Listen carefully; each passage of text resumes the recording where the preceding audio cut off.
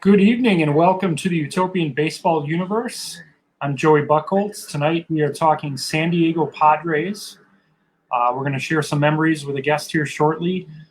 Towards the end of the show, as we always do, we're going to unveil the 2021 San Diego Padres roster. This is a Padres team that, if you were in the group last year, Dave Dravecky threw a perfect game on the second to last game of the season, which propelled the Padres into a game 157. The day after the regular season ended, they lost to Arizona, so they were technically not a playoff team, but they were basically one win away from being a postseason team last year.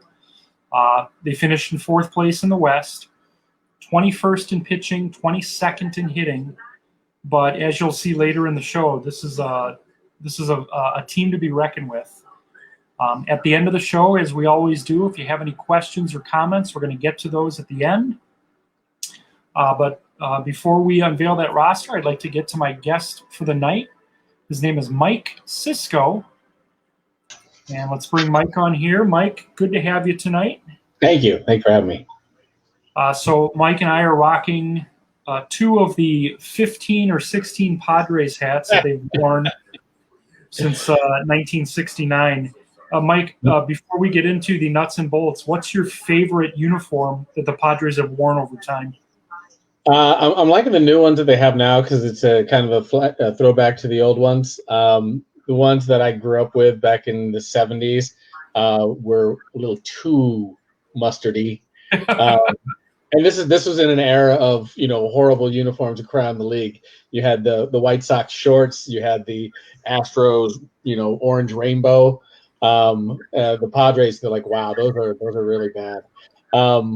I liked when they switched over to what I'm wearing, like around 92 or so.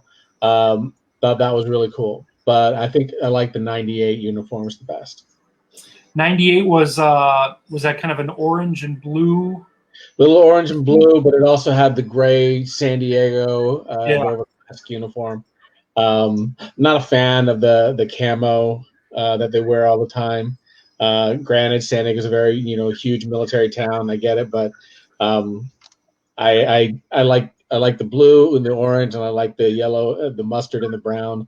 And when you're in San Diego, if you don't have a taco in one hand and an orange, a brown and yellow shirt, then you're not really in San Diego. So I mean, I like that they went back to the old colors. I am a huge fan of what they're doing right now as far as the uniforms. I actually found someone online recently found an old picture of Dave Winfield wearing. They basically just superimposed the current uniform onto a picture of Winfield from like '78. Yeah, so I stole that and I used it on a custom ticket that I'm making. I'm doing some custom baseball tickets, so I'll probably be unveiling that very shortly. But Mike, in getting to know Mike, Mike's been a fan since about 1978. So Mike, why don't you share with us some of your earliest memories of being a Padres fan or just a baseball fan in general? Well, the first game I ever went to was in Cincinnati. I was 6, and it was Big Red Machine versus the Atlanta Braves. I remember the game completely, and it was at that moment that I became a baseball fan. I mean, I lived in Kentucky for just a brief 2 years. Just a really brief while my parents were finishing school. So I got to grow up in the midst of that big heyday. And it just set off my love of baseball. My very first game, I sat second row back, dead center field. George Foster hit one of his 51 home runs literally across the fingertips of my glove. I was 5 years old and just almost caught a ball in the very first game. And it was from that moment on that it's like, this is it. This is all I ever want. I want to catch a home run. I want to see baseball games. I want to just watch games like this all the time. So then when we moved to San Diego about, 77, 78, first thing you want to do is see one of the games.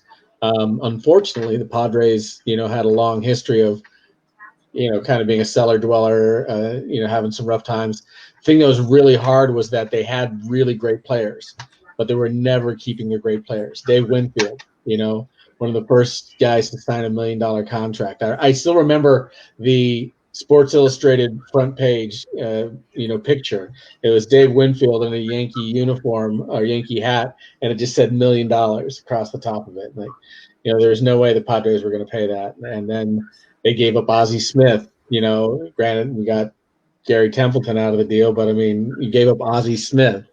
There's when I look back at just all the guys who've ever been inducted into the Hall of Fame, just how many at one time or another were on the Padres, and it's like, man, if we weren't the AAA team of the major leagues, So, I was a fan. It was really easy to get tickets. You could always go to the game. You always went with your Boy Scout troop. But it really, really started kicking in when a guy named Tony Gwynn came on the scene.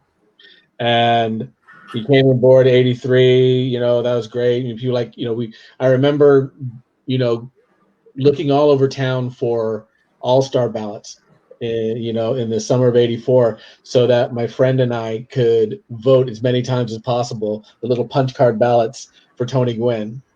And that 1984 Padre team, just unbelievable. I mean, the thought that, we'd go from, the bottom of the National League West to, the playoffs, that was insane. And to go through the playoffs. We lost the first 2 games in Chicago. Everybody's talking Chicago going back to the World Series finally, getting rid of their curse. And then they come home to San Diego. We win one. Woo! That's great. And then that game, game 4, where Steve Garvey hit that home run.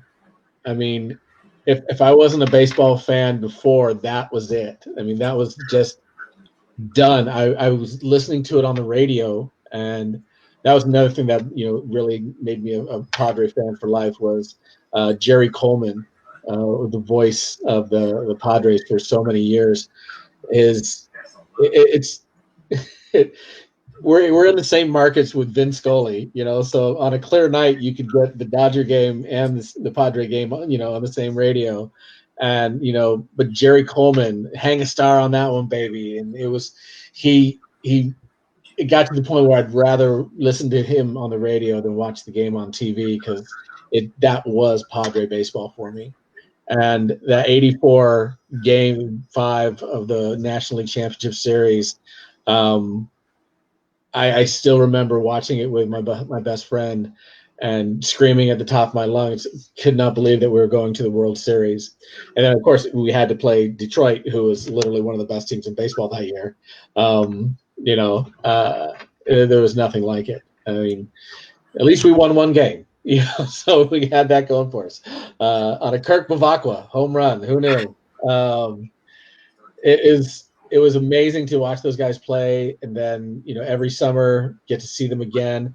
And again, San Diego and the weather, there's nothing better than playing hooky from school or, cutting out from work early and going to the old Jack Murphy Stadium, which is now, getting destroyed, but sitting in the sun, watching a baseball game.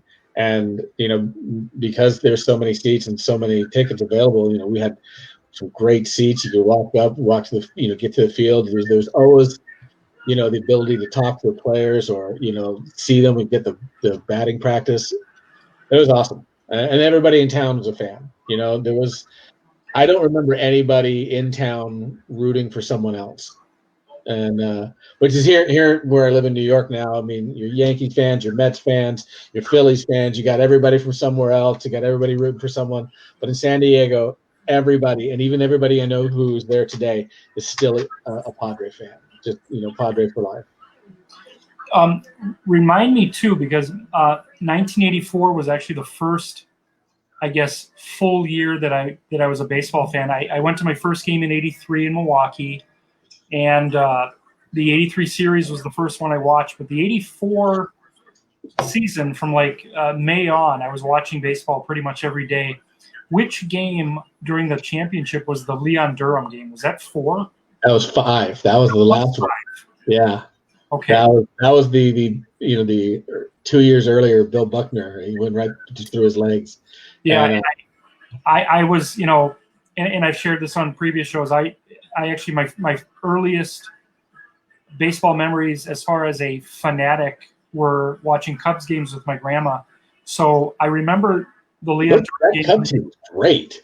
I mean, just so much fun, and for your first real dive into being a fanatic, spending every day with Harry Carey, I think is unbelievable. Yeah. But so the '84 team, I always point to '84 as kind of the year that I became like a mega fan. And so watching the Padres and Cubs, watching the Padres Tigers World Series is huge for me. And for my money, I think Tony Gwynn is one of the top 10 hitters of all time. Absolutely. He's not mentioned with, the Ruth and Mays and all that because of the lack of power numbers. But if I'm down 1 against any pitcher, bases loaded, and I need a knock, Tony Gwynn's at the top of that list for me. He's one of those players that whenever I've put a fantasy team together, or I play MLB The Show pretty much nightly. Whenever I've drafted a team, it doesn't matter. He's on my team. I know he's not going to hit home runs, but you know what? He'll hit and he'll get on base and he'll be the runs that I need to score. He's clutch. I've always leaned towards the hitters more than the power guys. I mean, I guess maybe it started with Pete Rose in that team. Yeah. I always loved a guy who could hit 330 versus a guy who could hit 30 home runs. My top 3 players that I would play on any team are Pete Rose, Tony Gwynn, and Ichiro.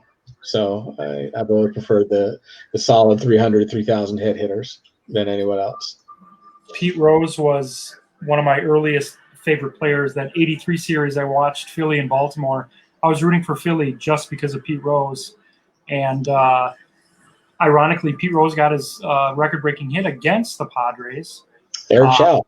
I think ESPN. I think that was the earliest example of ESPN breaking in live, because I do remember watching that live that night. So it wasn't on. The game wasn't on, but they just said, okay, if he comes up with a chance to break it, we're going to take you there. And I saw that live, and I still get chills hearing Cincinnati's call for it. But just again, one of those early baseball memories that just got me hooked for life. Yeah, I came home from school just in time. It was about like 4:00 in the afternoon, San Diego time, and I turned on the game as quickly as I could. And sure enough, it was Pete Rose's at bat. And I mean, I just caught it by maybe a minute or two, and to see the thing, to see the historic hit, to see where the ball landed, and then have it marked at the stadium for years to come, and an incredible moment. I mean, I've gotten to see a few record breakers, but I mean, there's nothing quite like that. I got to see Ricky Henderson steal his base live in the stadium. So I mean, that was pretty much the biggest one. Saw Derek Jeter when he jumped into the stands to catch the ball against the Red Sox. But nothing would ever compare. Like, that's a record it's not going to be broken. Not anytime soon. You'd have to get, so if my math serves me, you have to get 200 hits 20 years in a row, and then you'd still need 257 hits. No, it's not going to be broken. Yeah. There's no way. So you were a younger fan in '84. Tell me what you remember, or what kind of memories stick out about that '98 team. That was an amazing team. One, because I was able to go to bars by that time. And it was a whole different thing. It was a lot more rowdy than, your best friend's house. That team, Ken Caminiti, Steve Finley, all these free agents that they brought in. And, as a San Diego fan, we were always wary of free agents, because if we loved them, chances are they weren't going to be there in 3 years. It always seemed to be that when the Padres, were doing really well, they'd have a fire sale, soon after. and it killed you inside. So if they ever got rid of Tony Gwynn, there would have been a mutiny. There would have been just an absolute bloodbath. But when '98 came in, it was kind of like we weren't sure. I mean, I wasn't sure personally. Like, they were great. I mean, Ken Caminiti was just incredible. Is Kevin Brown. I mean, just the whole team was just like, well, this is really, unexpected almost. To watch them go through the playoffs, and this was, full playoffs versus, where it was before with just the, National League Championship games, and then you go to the World Series. This was best of 7. This was just an intense. Every single night was just this nail-biting, struggle. Are they going to do it? And the thing that was so unnerving, it didn't matter. We kind of knew this, is we knew that on the other side, someone's going to have to face the Yankees. Yeah. And so we just wanted to get back to a World Series. The town itself had been through so much. We've had so many great teams at all the different levels. We had these amazing Charger teams, that would get all the way to the cusp of the Super Bowl, but then never make it. And then when we did make it, we got beat down badly.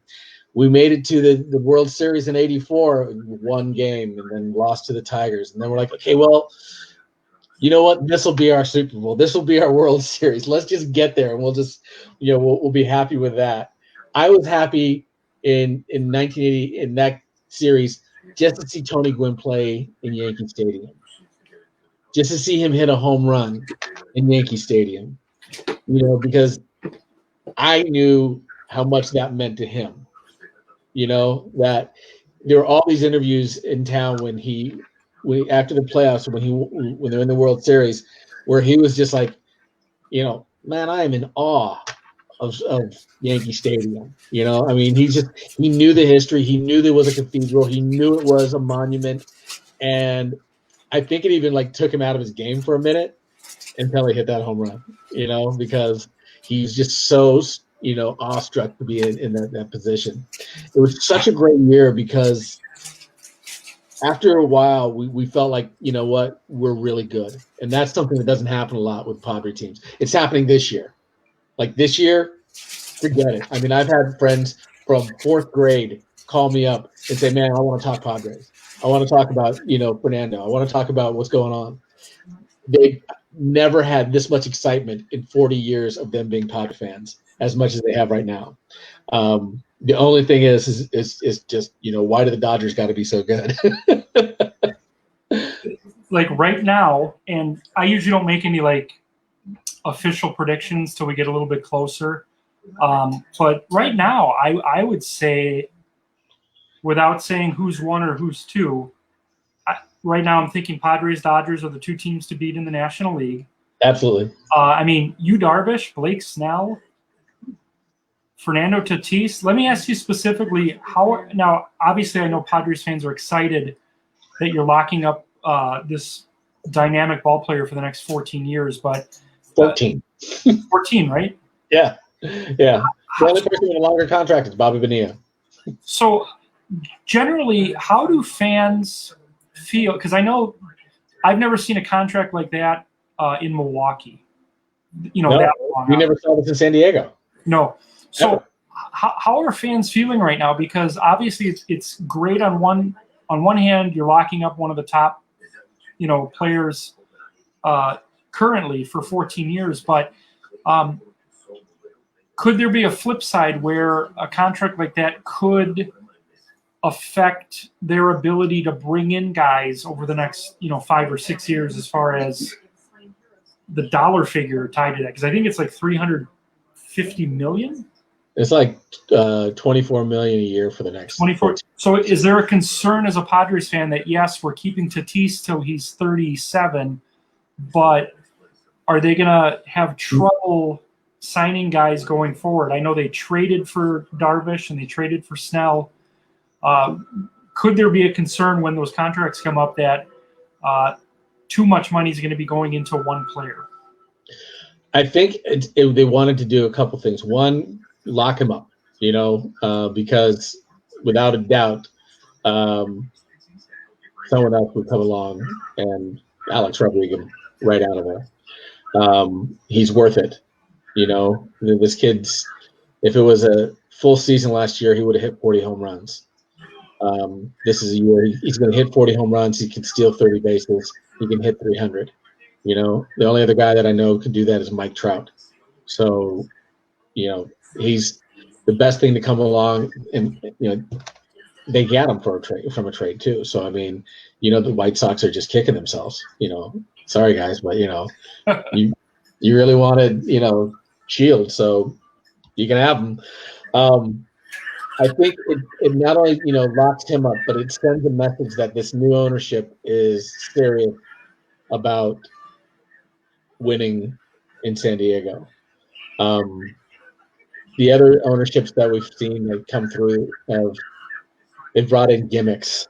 They brought in they kind of use it as a leaping pad to go to other teams.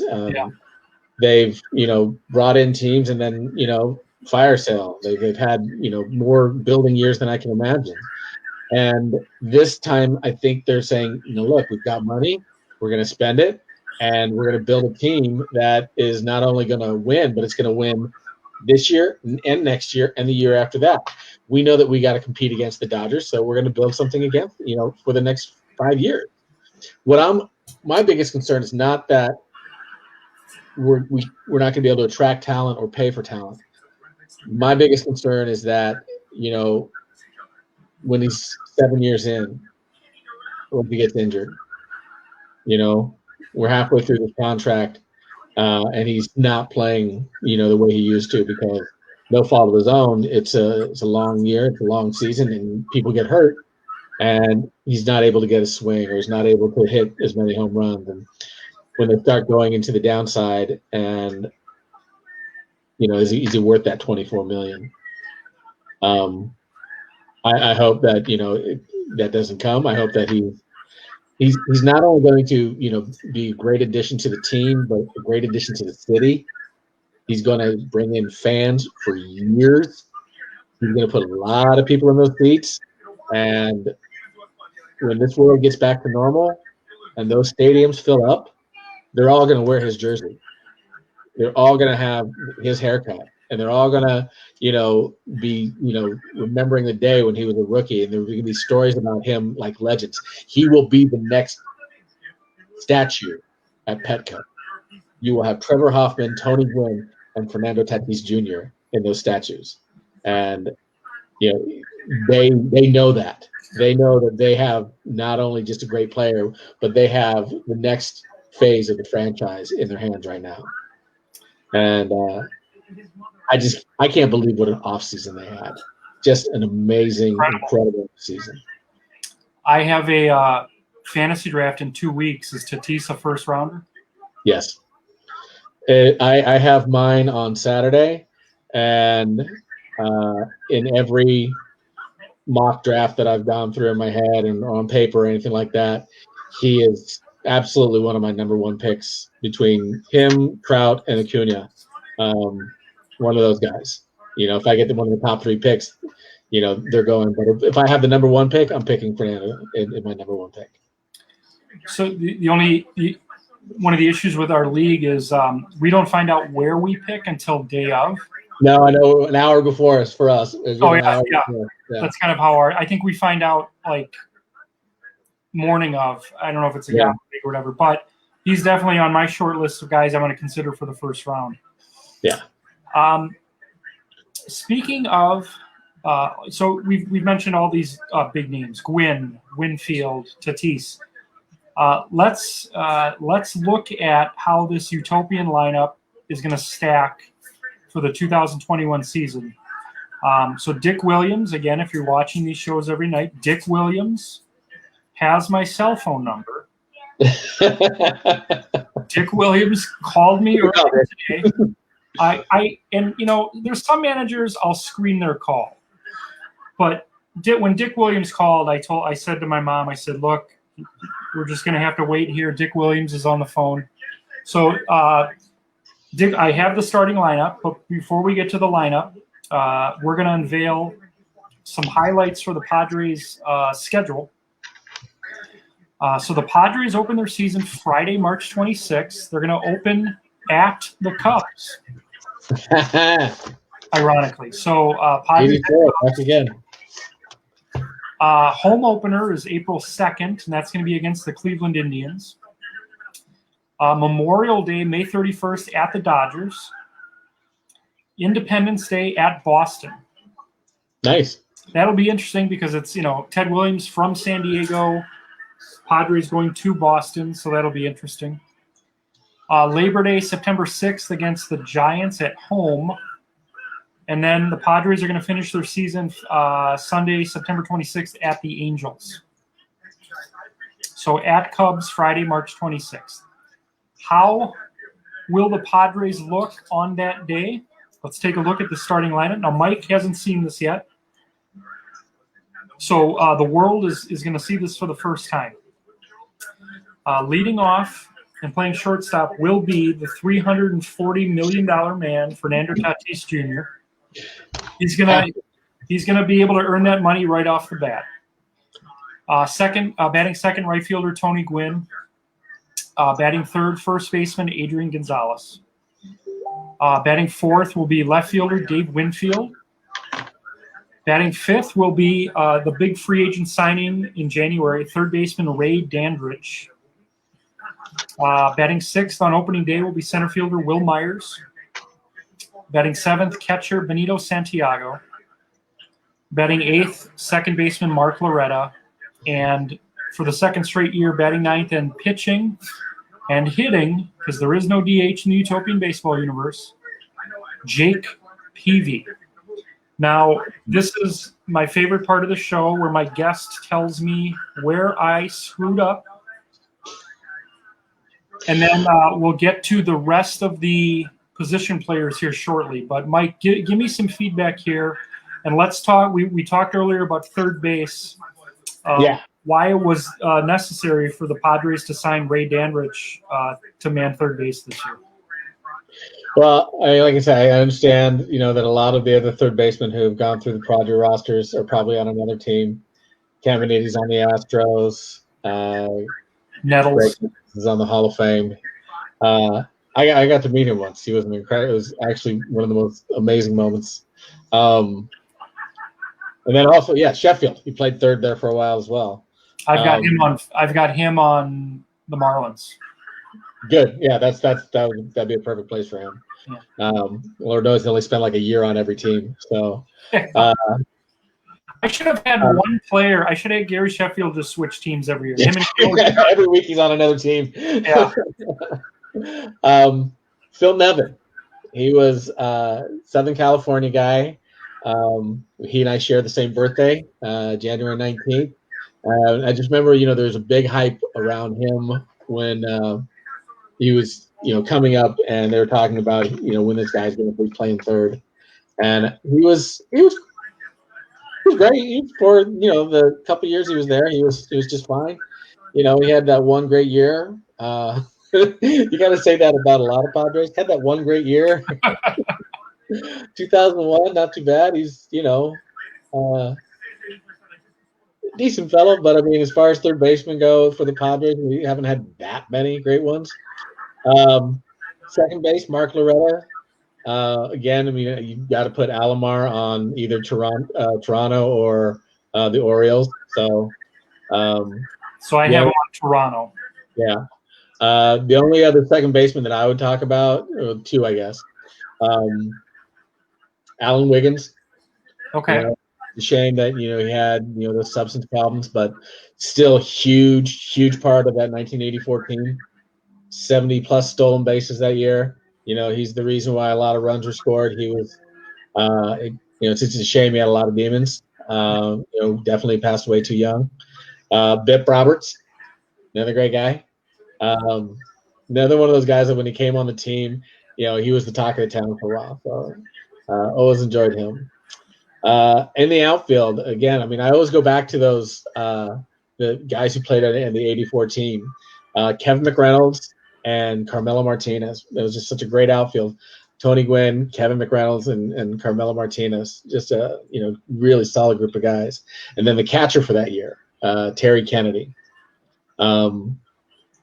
It's the only other catcher that I could think of, is in my time as a Padre fan, he's probably on another team, is Brad Ausmus. But when it comes to it, Benito had that huge hitting streak. He could throw a guy out from his knees, rookie of the year. So you know what, Benito's just a fine choice. And pitchers were always, we had a lot of hired guns, but then we had a lot of we had a few guys that stuck around for a few years. Andy Ashby, Andy Bennis, guys like that, Andy Hawkins. But Peavy straight up won the Cy Young. So you got to put him in the starting. But this rotation in 2021, never seen anything like it. No, I can't wait to see it. I mean, I love Darvish. I was actually telling friends about Darvish 2 years before he joined the Rangers. And I had one friend, I think, that knew who I was talking about. The others were like, yeah, we'll wait till we see it. But Darvish is a favorite of mine. I saw every one of his starts in that first World Baseball Classic, the first one that he participated in, so I can't wait to see him. What kills me is that next year, Clevenger comes back. Yeah. Yeah. So that they take, this core group that they have now and add another ace to it. It's going to be fun. Yeah. So let's look at the remaining position players for this Padres team. We might hear some of the names that you've just mentioned. And I'll explain one here in a bit. So the backup catcher this year is going to be Gene Tennis. If only so that at least once this year I can look the people in the eye and say, Gene Tennis at the plate. Whammy! So it's got to happen at least once this year. Nate Colbert, Bip Roberts will be the backup second baseman. Chase Headley, who led the league in RBIs one year. Yeah. Gary Templeton, of course, we mentioned him. Greg Vaughn, he's a favorite of ours in Milwaukee. He was a left fielder here for a couple of years before he went to San Diego. Yeah, he was great. Yeah, I love Vaughn. Trent Grisham, and then so this is a player we talked about earlier, Jurickson Profar. Yeah. So when I originally put Profar on this roster, I put him on as an outfielder.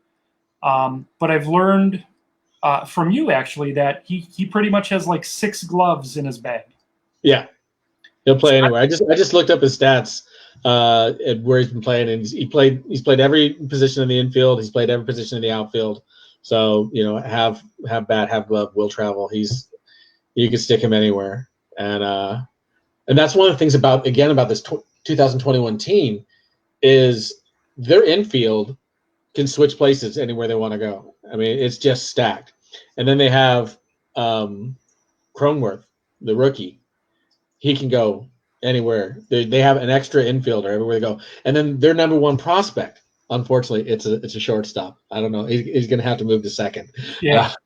Either that or, he's trade bait. But, he ain't going anywhere for 14 years. So, yeah. Hope you learn in second, kiddo. Yeah, you're going to take some grinders at second today, buddy. Yeah. But I love your pick for shortstop. I mean, Gary Templeton, when you lose Ozzie Smith, at least the replacement was Gary Templeton. Yeah.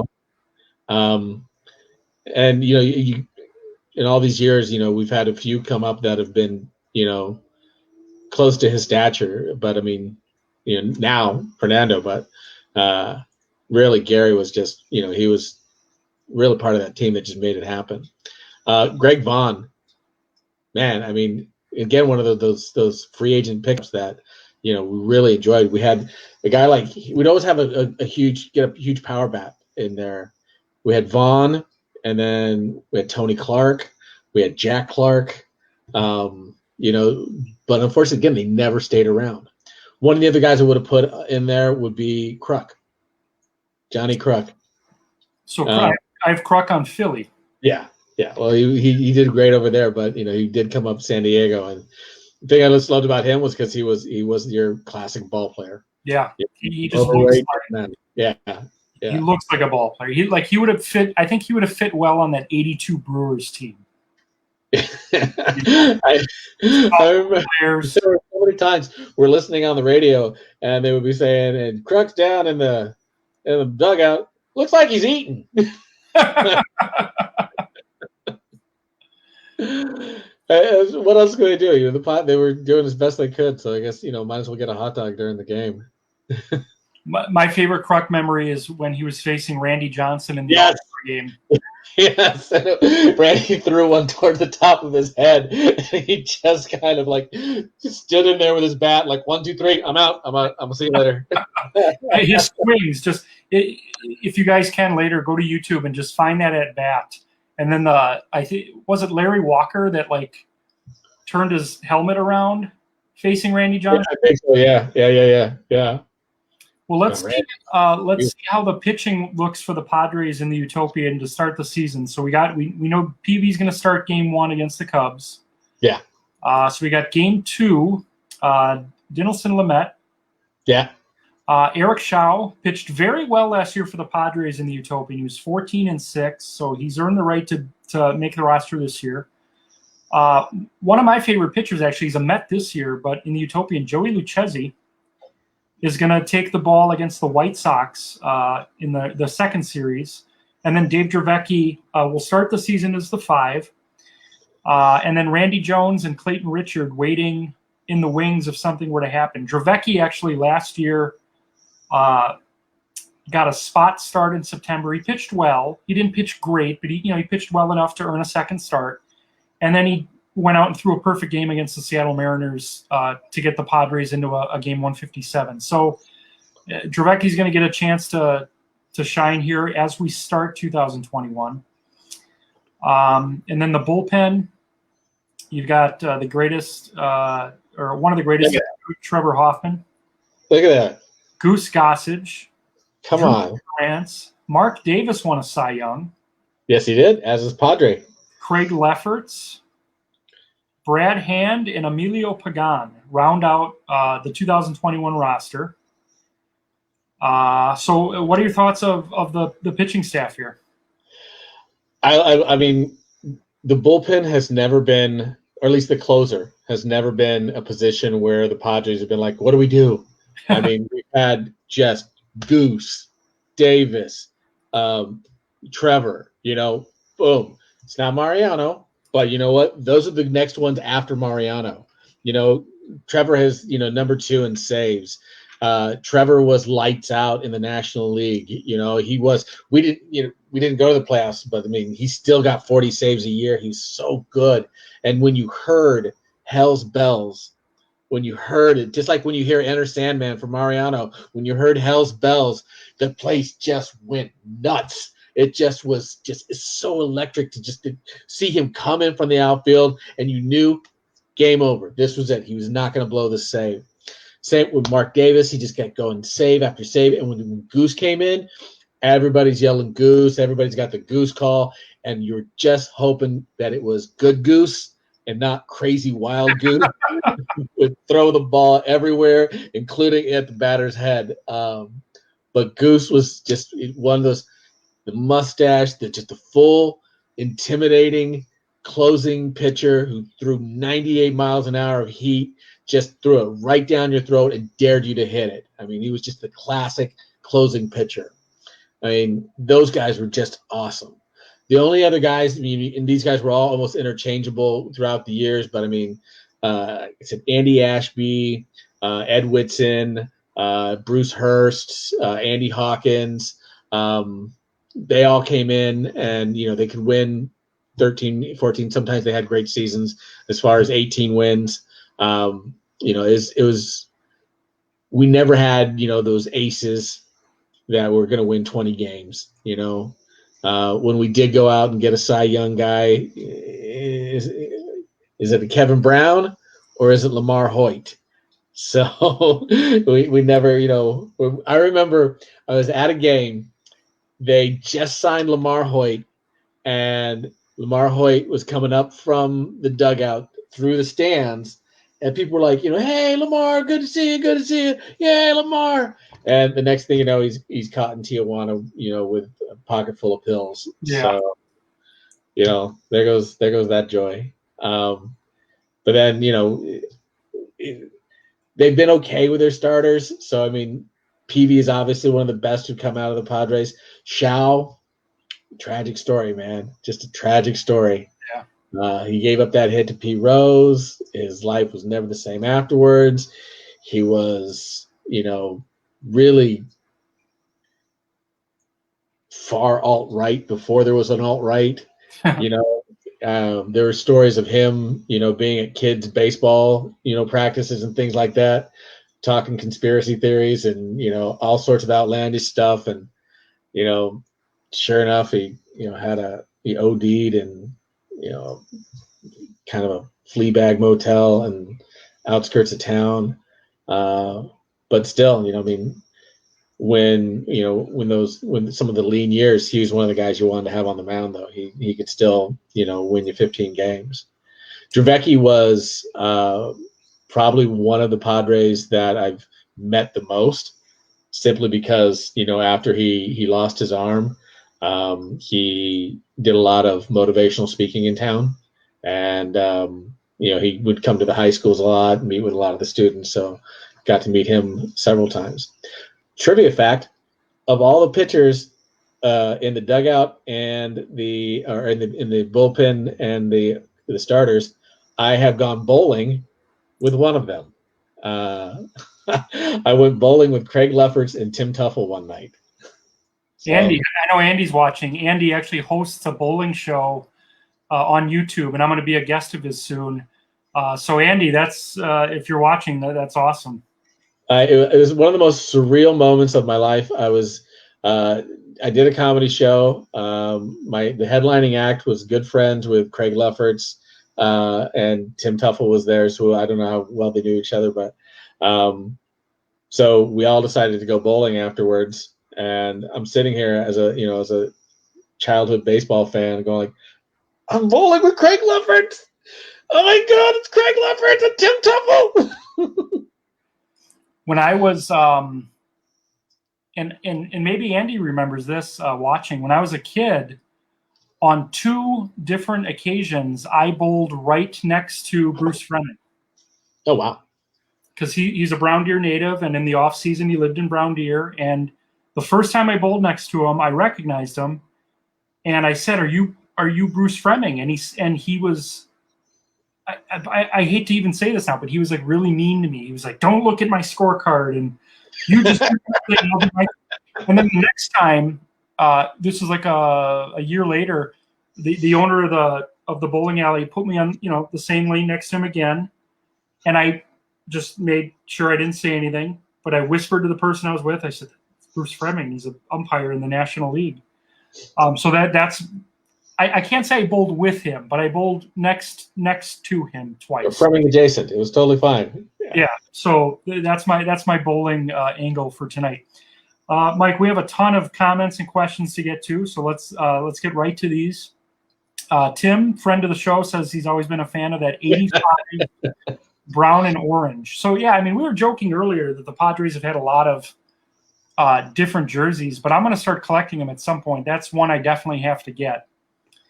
Andy says a mustardy Randy Jones gets it done. Let me tell you, there's another Cy Young Award winner right there.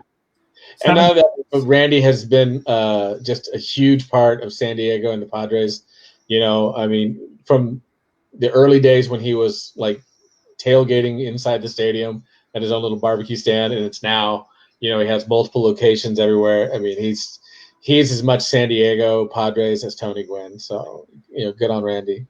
I had to have him on the roster. He was on the roster last year, but just the way things went, he didn't pitch that well in the Utopian, but I kept him on because I understand his history with that city. Andy says Tony Gwynn can just hit and hit and hit and hit. All right, this one is great. Bavacqua, that Tommy Lasorda interview is the best. It's one of the best sound bites of all time. Kurt Bavacqua, I mean, who knew that he would hit the home run in '84 that won us our only, World Series game in franchise history? Yeah. There's so many things that the Padres have not done. We haven't won a World Series. We haven't had a no-hitter. We haven't had somebody hit for the cycle. We just, it'll change. It's going to change soon, but Yeah. Curb of Aqua. Tim says Padres 2 World Series against the dominant Tigers and Yankees. Talk about luck. Yeah, I mean a Tigers team that went 35-5 and went wire to wire, and then if I'm not mistaken, the '98 Yankees still hold the record for most regular season wins by a World Series champion. I think. Just kind of universally, accepted as one of the best teams in baseball history. Just such a good team, and I mean. What are you going to do? I mean, we know that. We also, the Padres know that when it gets to the World Series, they've kind of run out of gas. Yeah. That takes so much for them to get there. And it wasn't until years later that I saw, some of the ESPN specials, especially about the '84 team. I didn't know. I was, a 13-year-old kid.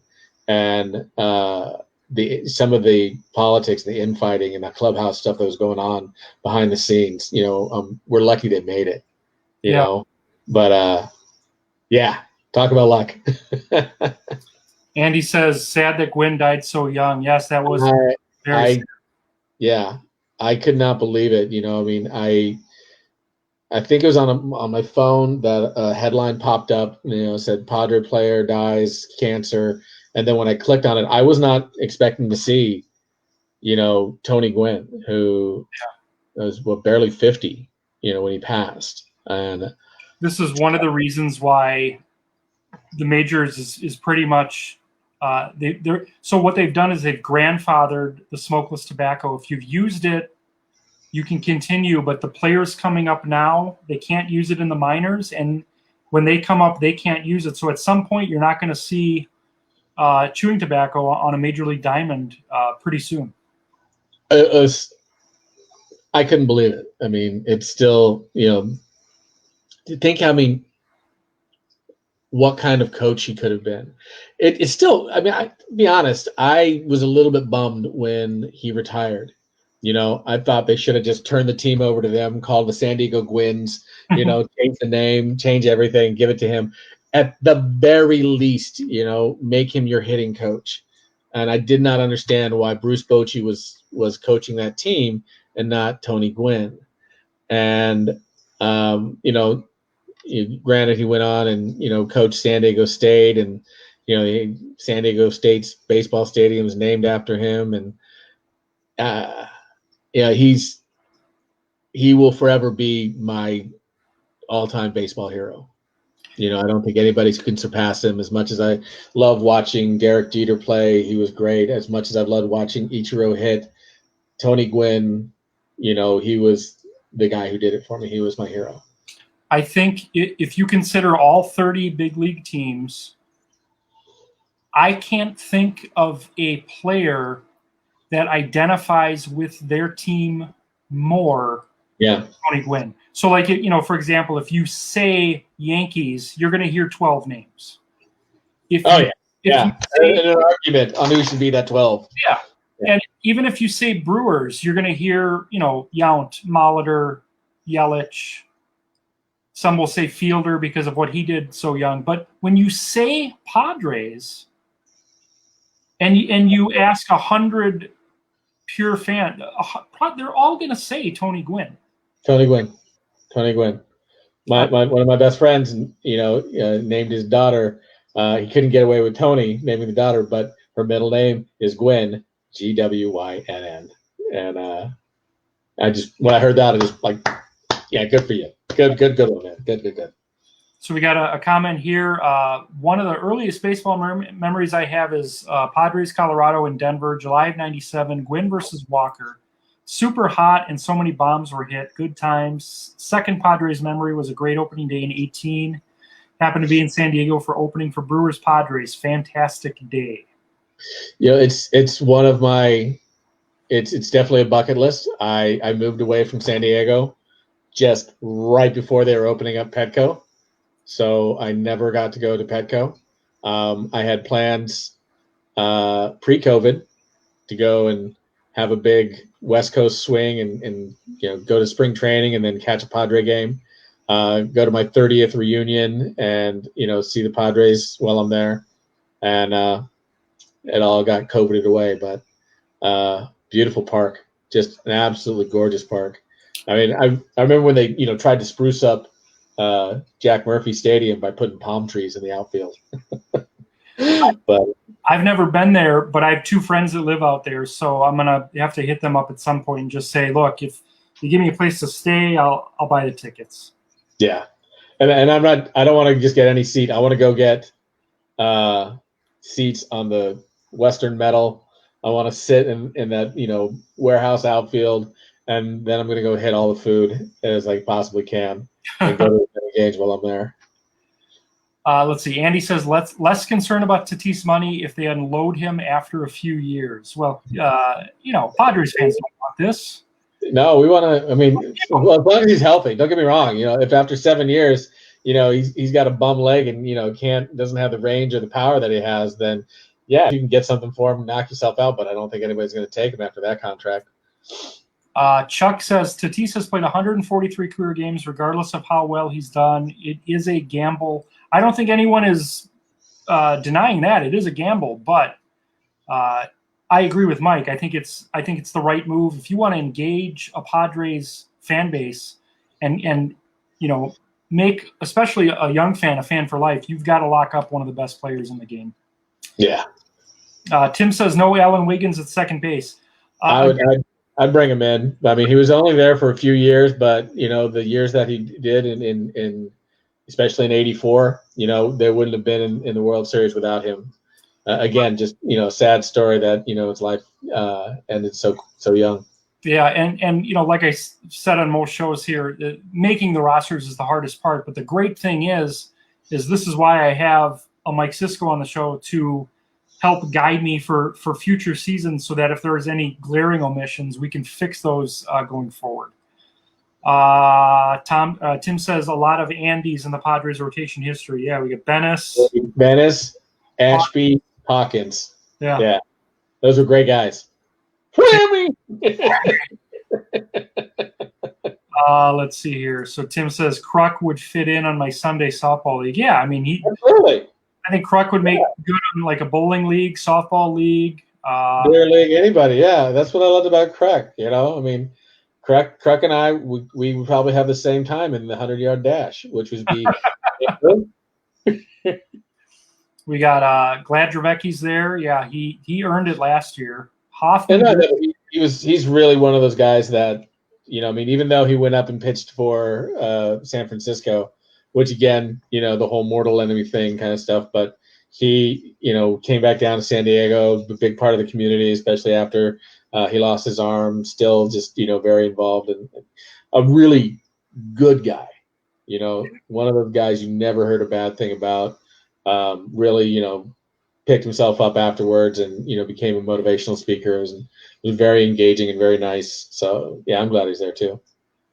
Tim says some good things about this bullpen. Hoffman, Goose, and Davis closing. Yeah, they're going to be good. 7, 8, 9. Yeah. Andy wants to bowl with Lefferts and Tuffle. Craig was good. Tim Tuffle was mediocre. I think I had a score very close to theirs. Again, I was so just kind of like in awe of what was happening that I was bowling with Craig Lefferts and Tim Tuffle that I didn't really care if I scored or not. I could have rolled 10 gutter balls and still been like, oh my God. Tim is asking if Fremming ejected me from the bowling alley. Close. I mean, he did not want me looking at his scorecard. So I was close to getting thrown out of Brown Deer lanes. Well, but when you got a strike, or did he get a strike? Did he give the strike sign? Did he? He was very, it was business. I know it was 8 a.m. on a Sunday, but he'd bowl, he'd come, and this was before automated scoring. So he'd bowl, come back, score it. And then he was alone, so he'd just do it again, score it. I was with either Andy or my sister or someone, but I just remember he was not very friendly. Because that's what you get from so many umpires, that friendly demeanor. I suppose. Chuck says he played golf with Gary Templeton. He got the first hole-in-one I ever saw live. I told him if the Smith trade had never happened, he'd be in the Hall of Fame. He agreed. I think he is still pissed. It's late. We can say that word. Yeah, I don't. I mean, I don't know. And again, he was a little bit before my time. I don't know if he would have been a Hall of Famer, but I can't be the one to answer that question. Well, I mean, Ozzie made it in because of his defense, period. You know, and as much as I love Gary Templeton, he wasn't Ozzie Smith. He was, he's better. I mean, in some ways, I mean, Ozzie was just all defense. Yeah, I don't think you're making it into the Hall of Fame with them stats, Gary, and it wasn't because you're a Padre. Yeah. But I'd be pissed too. Because I remember Gary was, king of St. Louis at that time. It was, some great teams, that he played on in St. Louis. I think he played with Keith Hernandez, didn't he? Yes. Just a little before. Yeah, he was there with Keith Hernandez. The year Keith won the MVP in '79, he was co-MVP with Stargell. He was on that team with Templeton. Yeah. So I don't know. Maybe they could have brought him along, but yeah. Before we get to tomorrow's show, I want to just ask Mike. I learned last night that Mike was a stand-up comic for years, and there's a ton of Mike's stuff on YouTube. But Mike, if you just want to briefly talk about some of your memories just traveling the country as a stand-up.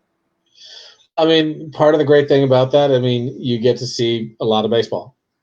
You get to during the spring, summer, and a little bit of the fall, you whether you're in a major league town or a minor league town, some of the minor league teams were great. I remember seeing a team up in near Oregon, Idaho, Washington, somewhere around there. But a friend of mine from high school, Steve Dietz, whose father, Jim Dietz, was the coach for the Aztecs, the San Diego State team. He's the guy who, coached Tony Gwynn, and he's the one that Tony Gwynn took over for. I remember I was in town, just happened to see that he was playing on a team that was playing the Grays Harbor something. But they were, looking at the rosters on those teams. I mean, you had, young Jason Giambi, in some of those teams. So, I mean, I never knew who was going to be coming up and who's, the next one to be seen. A friend of mine was doing the announcing over at the Newark Bears. And I think Tim Raines Jr. was on that team at the time. And the opposing team was being coached by Bill Buckner, And so, I mean, you just get to see so many great players, so many of them coming up, some of them coming down. You get to go to, as many stadiums as you could possibly, get your foot into. I've gotten to go to, the old King Dome, the old Vet Stadium in Philadelphia, Candlestick Park in San Francisco. You get to see all the stadiums. You get to travel everywhere. Somebody's paying you to do it. And, on your days off, you get to go watch baseball. So I gave it all up and decided to go into investment.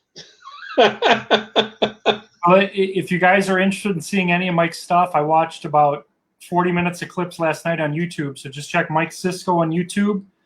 Mike, I want to thank you for being on tonight. It was so much fun. Highlight of my week, man. Thank you so much for having me. I'm looking forward to the season. We'll definitely have you on again in the summer. If the Padres are doing some cool things, which I think they will. There we go. Tomorrow night, 7 o'clock. We return at 7 o'clock tomorrow. Chuck Johnson's going to be my guest. We're going to be talking Tampa Bay Rays. We're going to try to get Greg Maternowski to make a little cameo, maybe share some of his memories. But for Mike Siscoe, this is Joey Buckholtz saying good night from the Utopian Baseball Universe. And we'll see you tomorrow at 7 o'clock. Take care.